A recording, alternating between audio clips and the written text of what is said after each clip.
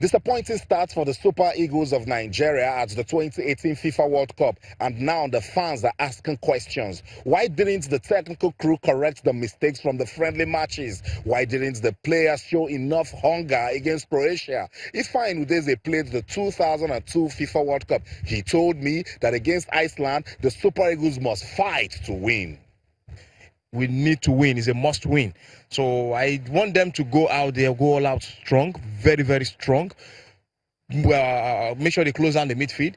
The defense should be well coordinated. They should have one understanding, because if you don't have understanding of defense, it's a problem. We need to create chances to score goals, which is very important. If no chance means no goal.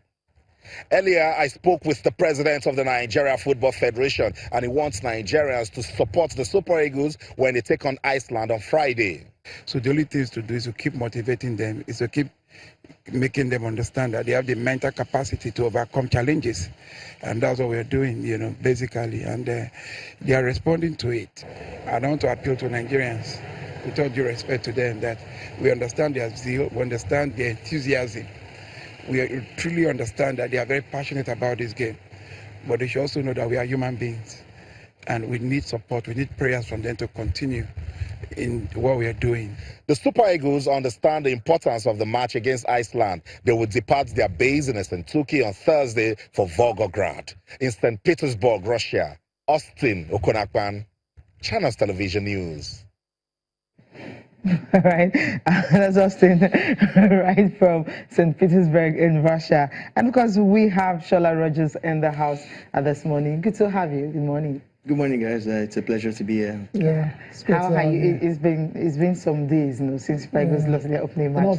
So how are you feeling right now? Have you recovered from it? Yes, I have actually. To be honest, we saw it coming. Okay. Some of us actually did say some of these things before, but I do not want to sound too negative.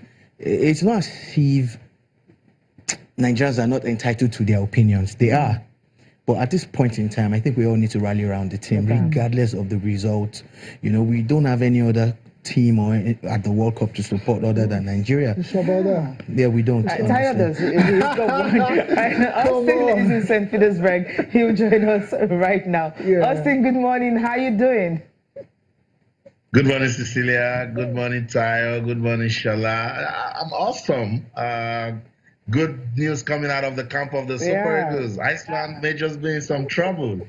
Oh, what's the good news? What's the good news? Tell us about it. Orange. I knew I was going to chat you guys up. Can you imagine? Okay, now there must be something. So tell us.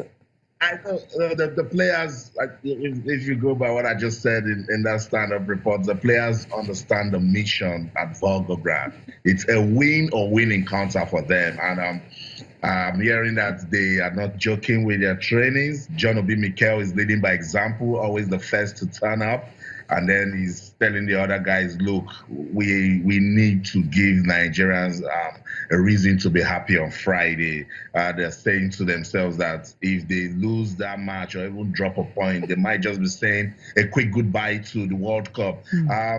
Let me also let you know that they were so not happy with that loss to Croatia. They didn't speak to themselves on their way back to their base in St. I know St. is so far away from everywhere, so they're very lonely. Nobody to tell them sorry and all of that. So they only need to pick themselves up and then start getting ready for that crucial Volgograd test. Okay, they just need to do that. I mean, Shola Rogers mentioned here in the studio and say we actually need to rally around these players to support them, just be patriotic and all that. You've spoken with some fans right there in Russia. How are they taking this? Big fan base for the Super Eagles right here in St. Petersburg. Cecilia, I'm so amazed. Nigerians are everywhere. I've been speaking to a lot of them, and look, they love the team. They love the level of preparation we have with this team, but they just can't explain what happened in that match against Croatia. And sadly, we're all coaches in the country, but this time around, people just don't know where to point that's wrong. But that's why I had to look for someone that has played at the World Cup. Ifeanyi Udeze, he says that they need to come out stronger. They need to play as a team. they need to get the ball and say to themselves that it has to end at the back of the net. They need to score goals against Iceland. And the Icelandic team, they are also charged up. Nigerian football fans here says that, look, they cannot come all the way and then go back home after the match against Argentina. So the Super Eagles know that they must win against Iceland. Okay, Austin, just hang on a bit there. Let's come back to the studio and let's get Shola Rogers' thoughts on the game against Iceland, right? Let's try and move on now.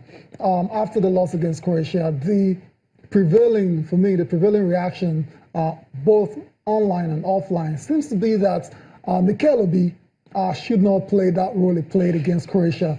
And you want to look at this guy as the captain of the team and probably wants to play that role, more attacking role compared to what he's been doing, for the last part of his career. Is this situation, is it a conundrum for the coach? It shouldn't be a conundrum. It also looks like an implosion of sorts. It looks like the coach wanted to implode. I don't know why he changed his format or changed the structure of the team to push Mikel out wide to the left. It was a strange role. I've not really seen Mikel play like that in his entire career. Yes, he likes to bump forward. We know all of that. But we know that he's more comfortable in that holding role. Right. He needs to go back to the basics, basically. And Austin was saying something about too many coaches in Nigeria. Yes, it's true. But the truth is you must listen to the voice of reason. Everybody knows that what went wrong with that game is the tactics.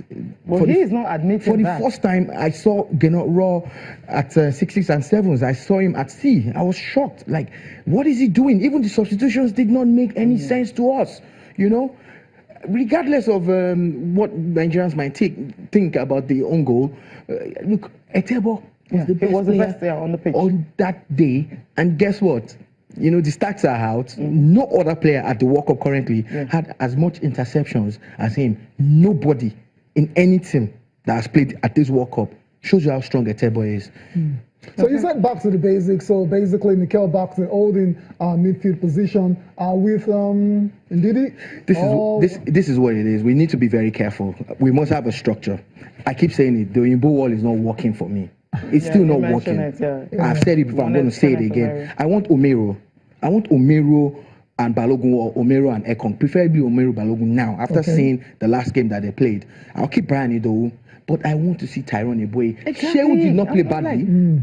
But I want Tyrone Eboye because of what he brings going forward. It's got the pace he runs. Igalo is not getting service. No. So if you put Iheanacho there, he probably won't get service too. So we must be able to create chances from the wings and from the middle. So bring Mikel back. You understand? Let's have Mikel, Etebo, Ndidi, or Mikel, Ndidi, and everybody's talking about allowing Iwobi play as a 10. Okay. I co-sign that one as well. Because if he's always calling for the ball and he's always spraying the passes. Yeah, let's look at the core of that team.